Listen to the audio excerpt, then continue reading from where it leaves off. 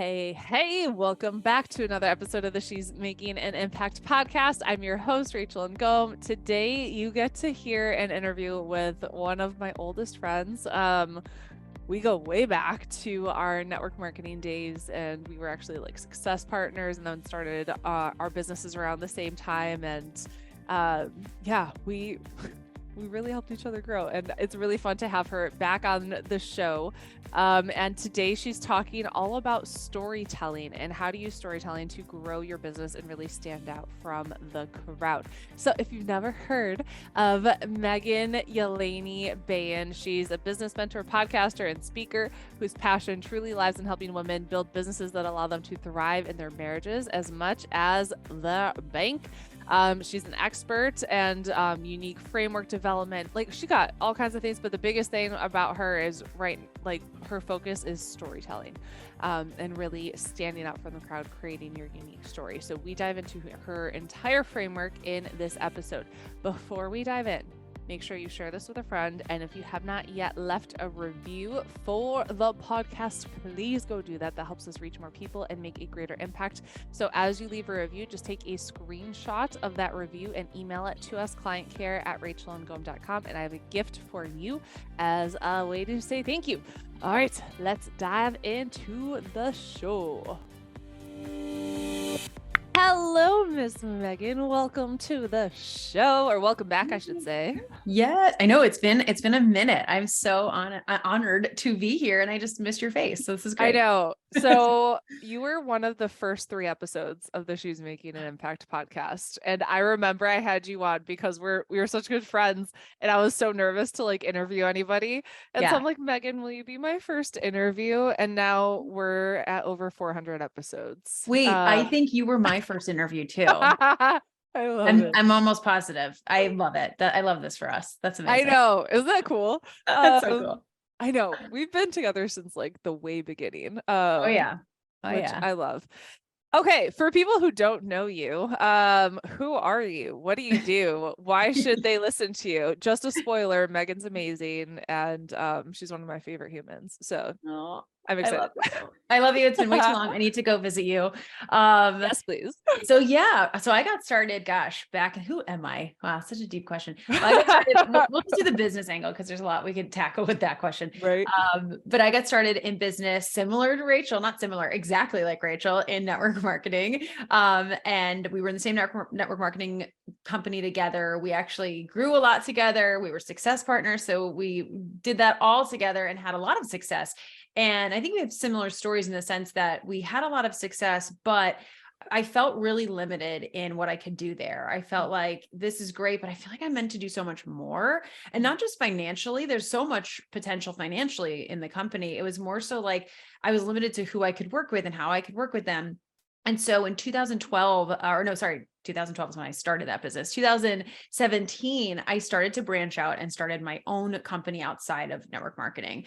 And I felt it was like a really big ego hit. I don't know if you experienced this at all, but I was like, I know all of this. I already built such a successful business. And it was hard for me to kind of go back to that beginner's mindset and like join a beginner program, get help, like build this business outside of a network marketing company, which yes, there's a lot of similarities, but there's a lot of differences too. Oh yeah. Yeah. So I was like, no, you need to be a beginner here. You don't know everything. Like, put your ego to the side. And I'm so glad I did. I really took off. In 6 months, I built a 6-figure business with my health coaching company. Quickly realized I was never meant to be a health coach and pivoted to business coaching, because that's really why both of us loved network marketing, and why we did so well was the business building, the personal growth aspect. And since 2018, that's what I've been doing in one way, shape, or form. We've had a lot of pivots, a lot of biz remodels, and it does not look the same as it did then. But I mainly help online coaches and service pros use organic social media marketing to sell their offers. And I help them specifically do that by really honing in on what I call their unique coaching method or their unique story, and how does that actually sell your offers for you. And I love it. It's been a wild ride. So yeah, that's where we are today. Awesome. Well, I'm excited to dive into the storytelling today, because that's something out of 400 episodes. I don't know if we've had an episode specific around storytelling. outside of like webinars and that kind of thing. So I think this Yeah. is going to be exciting to dive into. Nice. So what are some of the aspects of storytelling? What does it look like? Let's just dive in. Like, what do you mean by storytelling specifically, and how do we use it? Yeah, yeah. So stories, I mean, are just like, so the old saying, stories sell, facts tell, right? It's cliche for a reason. And if you think about it, everything is a story. Everything you probably plug into, the books you read, if you read watch the news or read a newspaper, if you're going to the movies, if you're watching TV, everything is a story. Mm. And what I noticed, the reason I started to dive into storytelling is I kind of wanted to do a big analysis of all my content over the last few years. And so I was like, what has been really converting? And I went back and I looked, and I could literally cross-reference days during my launch that I posted storytelling posts and the applications that came in. And it was so wild. It was over 50% of all of my sales came from that type of content. It was like pretty direct. I'm not surprised. And so really telling your story is sharing why you are different than someone else, but also why your audience can connect with you. So it's like this, it kind of makes you unique, and it puts you apart. It places you apart from everyone else who is marketing the same thing as you. But at the same time, it connects you with your audience because they might have experienced something similar. Does that make sense? Absolutely. Yeah. Yeah. What are some of the things that we can do to like just uncover our stories? Yeah. So I actually have a little formula if you want me to share it. Yeah, let's go into the formula. We like Okay. formulas. Love a good formula. So I'm teaching this in depth in day one of a challenge that I'm doing, but I'm going to just share the brief version with you guys here. So the way to first uncover your story, I have like a little framework, is called OBC. O is what's your one key takeaway of your story. And with the reason I say one key takeaway is the biggest, like not the biggest mistake, but one of the mistakes I see people make, and I used to do this a lot, is they have like 10 takeaways in one story. They want to share every little nugget. And I get it. You're like, I want to get it all out, right? But this is why you could share your story every week. You should share your story every week in a different way, right? So try not to muddy your story with so many different takeaways. One main takeaway, that's it, right? Then you're going to brain dump all of the details, because details are actually good in stories. You want to have details where people can like visually feel like they can picture it. They can like make a picture in their mind. So whether you're saying like the smells that you smelled, or the fluttering of your heart, or the sweating of your palms, like little descriptors like that are helpful. But then OBC, you're going to cut the fluff. So you're going to have that one key takeaway. You're going to brain dump all of the details. And I want you to brain dump as if you were calling a friend and saying, oh my gosh, I have to tell you everything that just happened. Just say it. Like you actually, everyone is a natural storyteller. It's just normally we have too many details and we need to get to the point quicker. Get it out first. And then in C, you're going to cut all the fluff and get rid of anything that's not essential to the story, any extraneous details that don't move the story forward, right? Or don't identify with the client. And this is really where you have to know who your ideal client is, obviously, if you're going to sell, and what your offer is, if you're going to be selling from your story. So you want to ask yourself, are these qualities, feelings, fears, emotions my ideal client's experiencing? I want to keep them in the story. Or are they kind of just really unique to me and not going to relate to them at all? I can take that out, right? So that's kind of the overall framework. And then I have a little bit of a formula for actually writing a storytelling post, if you want me to go into that really quick too. Yeah. Okay, cool. We got all the stuff. So the first is, honestly, with any post, a juicy hook. Hooks will never go out of style, no matter what changes in social media. A good subject line, a good first line in a post. You need something to stop your audience's scroll, or to actually open the email or click on the ad, whatever it is. But remember, it has to be something that relates directly to them, not something only you would understand, right? Again, that's so important. And pro tip, this is something I've been doing. I think I've saved a ton of yours, by the way, because you have great subject lines, is save subject lines from emails that you want to or actually do open in a document, and use those as inspiration for hooks. I have such a long doc of subject lines saved. Yeah, no, it's such a good idea. Yeah. So a good juicy hook, anything that stops the scroll. And I would also say, if you're using this mainly for social media, maybe it's not an email and you're using this for platforms that have more of a visual element, is think about that for your image too. I actually, I don't know if you guys have talked about AI in your podcast lately. I did a training for our students, but I don't think we've actually talked about it on the we did it for our students that came to our Activate event in January, and their minds were like blown. It's So maybe we should talk about the It's so wild. I went to a retreat in January as well, and we had someone speak at the mastermind I'm a part of on AI, and I was like, oh my gosh, my mind is blown. And she was saying something about how AI ad images are like performing so much better. It's like wild. And so the whole point of saying this in ads, I'm actually going to bring up some stats that I just got back from my ads guy literally yesterday, is that it stops the scroll, right? They're kind of weird. They're a little like, what is that? And it actually makes people stop versus like a beautifully branded image, right? And I think we always think things have to look so perfect and on brand and like very cohesive, but actually what's going to get people to stop is going to be something that's, oh, wait, I got to look at that again, right? So it's the same thing for your images. Our stat is the click-through rate for my campaign has been 2.23%, and the average industry rate is 0.47%. And so you're using an AI image of you. Can I see it? Do you have the image? I definitely, I will show you. I have to find them. I have them. I'm like, oh, I want to test it. I want to see. Oh my God, I will so show you them. Some of them are literally me of like, it's like me as like the queen, like no joke. It's so funny. So do you have an app that you're using for these? My OBM made these, and she was using it through a program that we were gifted in the mastermind for the person who came to it. Here's one. No way. I look like a queen. That is awesome. And then here's another one, me with pink hair. I love it. And I was like, these are wild. I warned my ad guy. I was like, hey, I have some crazy images coming for you. You're going to think I'm a little wild. And he's like, hey, let's just try it out. And they're performing. I mean, literally marketing is just about testing. So it's like test it out and see what happens. So that's what we're doing. So not that this is an AI lesson, because I don't know anything about it really. I just know that that's working. And the whole point is you got to stop the scroll, right? And I know people hear that, but then I see all these subject lines or I see these first lines and I'm like, I don't want to keep reading that. Like it's not hooking me in. Right. So boring. That's so huge. Yeah. The next part is how you felt or what you were experiencing before a specific moment occurred. I'm going to go over what that means. Making sure it's what your client, again, is feeling or experiencing. You can also think of this as your before, right? Before you made that transformation. The moment, I like to say, is the awakening, being the awakening to make a change. Like you had something happen, or it could have been a bunch of moments, compounded that made you go, I have to make a change. Something's got to change from here. And that made you seek help, right? So that's that.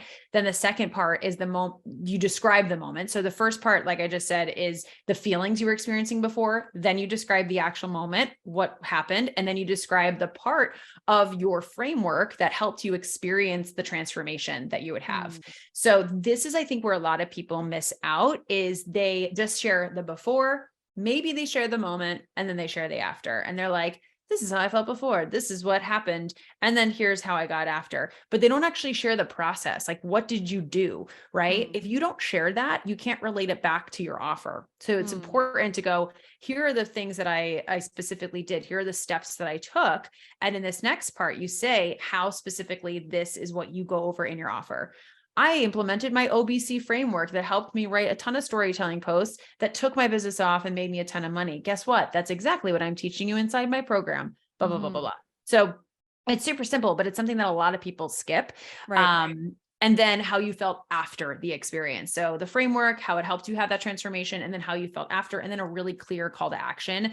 And again, when I say clear, it's got to be no guessing what they need to do. Right. So it's pretty simple. It's not a crazy involved formula, but I actually used it as proof to create a post last week. And it took me 10 minutes to make the post. And I was like, and it was a great post. It was like a really engaged reel. I was like, see, it doesn't take long to implement this stuff. Okay. Can I put you on the spot? Yeah. Will you share a story with us of how you do it exactly with the call to action and the whole shebang, just so we can see it in action? Okay. Should I read an old one I have up, or just right now? I mean, you choose whatever's going to be most helpful. Let's do the one I just posted. Sure. Because I literally wrote it in 10 minutes. I kind of want to challenge myself to just do it on the spot. I know, right? You know what? I'll do it on the spot. I'm going to do it on the spot, but I'm not going to do it with business. I'm going to do it with my relationship. Okay. Because that's more fun. Yeah. So my husband and I separated for 6 months, right? That's a hook. People are gonna be like, what? What'd you do? And before our separation, everything felt so tense. We were like living separate lives. We felt like we were roommates, and we just really knew we weren't having the marriage that we wanted to have, and something had to change. We hit a head where I was like, I can't do this anymore. It was just one night where we were separated again for probably the third month in a row where we're not spending any time together. We spend our nights separately, and we just felt so disconnected. And I said to him, I really think that we need to take time apart. We've been doing a lot of this work with our relationship coach, but I know that something's got to change. And so I asked for separation. And it was this moment that I realized everything is going to change in our life.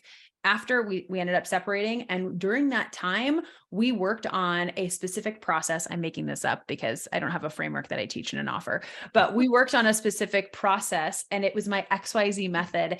And during this time, our coach individually worked on this with us so that we could process our feelings. We could work on what part we contributed to the problems in our marriage separately, so that when we got back together, we could actually work in it together. And that's exactly what happened. When we got back together, we applied XYZ process together, and we ended up having such a beautiful reunion. 2.5 years later, we are happier than ever. We are trying to start a family. Like, we're doing all these things that I didn't know if we would be able to do, all because of that process, all because of what we went through during that time. I have an incredible offer for you where I teach XYZ process, and you too can have a really strong marriage. I don't have a program for that, but that's it on the fly. I hope that was okay. That was like no, that's great. Yeah. Could you kind of contrast that to the traditional selling of what someone might do instead of the storytelling method, just so we can see like the difference? Totally. And I actually have, maybe I can get it for you guys for the show notes. I have 2 examples of dog food commercials that I'm using as an example in my challenge that are great examples of facts, selling facts and selling a story. So I'll send that to you guys too. So instead it would be more, again, factual. Like, the XYZ method has been saving marriages since 2015. And here are the different ways. Here are the features that you get. You get EFT tapping, you get relationship coaching, then here's phase 2, phase 3. At the end of this phase, this is what happens. At the end of this phase, this is what happens. At the end of this phase, this is what happens, right? You're just listing out the different results. It's going to be $500 off until the end of the week. You deserve that strong marriage you really want. I know it's worth it.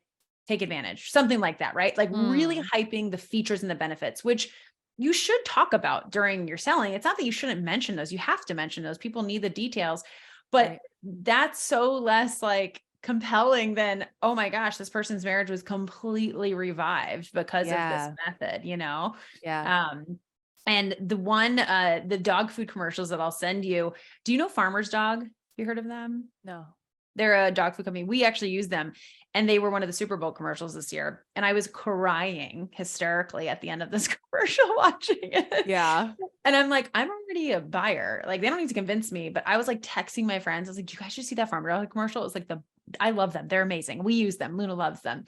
And basically the whole commercial just started off with a little girl getting a puppy and feeding the puppy, brand new puppy. And then as she gets older, different stages of her life, going to school for the first time, getting off and on the bus, going to college, coming home to visit the puppy, getting married, the puppy moving in with her, having a baby. And now she's on her bed with her husband and her baby, and her puppy's now very, very old and obviously on the end of its life.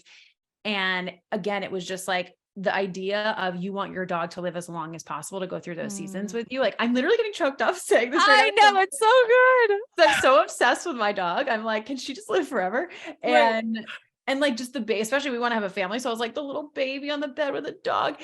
And I was like, oh, and then at the end, it was just like Farmer's Dog. Like, so your dog can live as long as possible or something. And I was like, oh my gosh, my heart. I want to buy, I'm already buying it, but now I'm definitely going to continue to be a customer.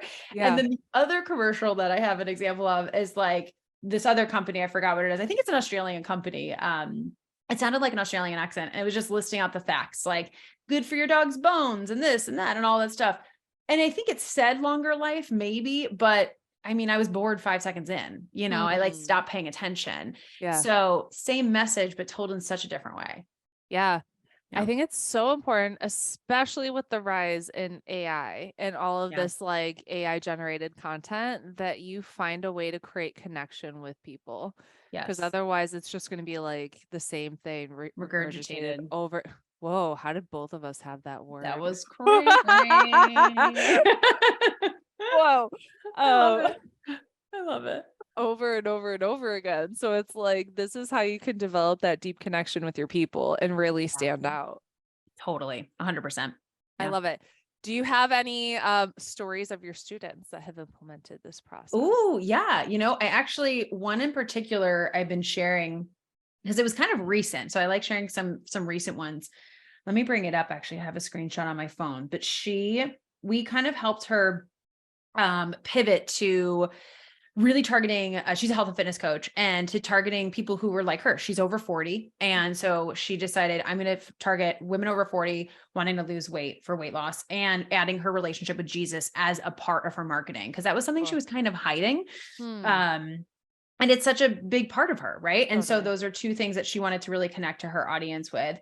And she said, the pivot to over 40, weight loss and nutrition, and adding my relationship with Jesus as part of who I am as a coach, made the difference for this client who just decided to sign up, both things of which I learned here. She said, I had a great consult tonight with a client. This time I asked her what made her reach out. She said, she picked me on, she said she found me on IG and why she picked me and why I stood out. Explaining my story, explaining that she was over 40, explaining that she feels exactly how I felt. She Hmm. has been doubling down on just sharing her story Yeah. and relating to the women over 40 because that's who she is. Yeah. And she's been getting so many more inquiries from it, like That's awesome. literally directly from her story. It's kind of crazy. So that's just one, but I've had a lot of people when they start to really lean into it, I'm like, it's just going to take things off for you. For sure. I feel like we could dive into this for another hour. However, I know you have a I challenge know. coming up, and I don't want to take away from that. So can you tell us about the challenge that you have? Yes, yes. It's going to be happening live, but there will be a replay if you're listening to this a little bit later. It's going to be happening on April 10th, 12th, and 14th, on Monday, Wednesday, Friday at 1 p.m. EST. I do have really good prizes for people who are on live, like sales page templates, branded images, like really good prizes that you could win. But if you can't make it live, no worries. Everything will be replayed and get sent to you. It's called Mastering Sales Through Storytelling. And what we're going to be doing is on day one, we're going to draft your signature story that then you could branch off of for the rest of the days. So this is going to be, again, to specifically sell your story. We'll dive deeper into the OBC framework and the CTC. That's what the formula was called. Formula to write your post. You'll actually use that formula to write your post. And then day two, which is going to be that Wednesday, so you'll have a little bit of time in between, it's going to be all about taking that story and branching it into 3 to 5 different chunks that specifically sell the framework of your offer. So those 3 to 5 steps you take people through to experience a transformation, we're going to help you to identify that at the beginning if you don't have that locked down. And then how do you even sell part 2 of your framework through story? So instead of just going, oh, in part 2 of my framework, here's what happens. It's like, how can you say that through a story that they'll hook them in more and help them understand? And so you don't feel redundant with your story. You'll have so many different ways to tell it. And then day 3, we're taking all of that and creating a 30-day content calendar with specifically sales content, because I've been to so many challenges where by the end, they're so overwhelmed and they're like, I can't take more information in. So it's not going to be an info heavy day. It's going to be an action oriented planning day. Cool. I love Yeah. it. Where can they register for that? Yeah. If you just go to meganyelaney.com/free-April-challenge. Let me just double check. Yes, that's correct. meganyelaney.com. We'll put it in the show notes. Yeah. So you're good. Free April challenge with little dashes in between. So yeah. Amazing. Okay. I probably asked you this last time you're on the podcast, but it's been a while. So Yeah. what's one of the best books you've read maybe recently? Ooh. Oh, I'm reading it now. Why did I have to hesitate? And it's honestly a huge reason I started reading it was because I wanted to do this challenge. It's called Stories That Stick by Kendra Hall. Have you heard of it? Yeah. No. I was like, make it stick. I've read that one. It's so good. And it's really about good storytelling, but she teaches about like creating a value story for your company, creating a story that can inspire employees, customer stories. It's so good. It's like incredible. I'm loving it so much. Yeah. Cool. And what does it mean to you to make an impact? Oh, I love this question. For me to make an impact, it means honestly that I am helping one person make their life better. And I know that sounds so corny, but it's so true. I think we get so hung up on the numbers and the views, and a lot of my clients use Instagram and they get very frustrated, as I do, with views down and all that kind of stuff. And I'm like, you know what?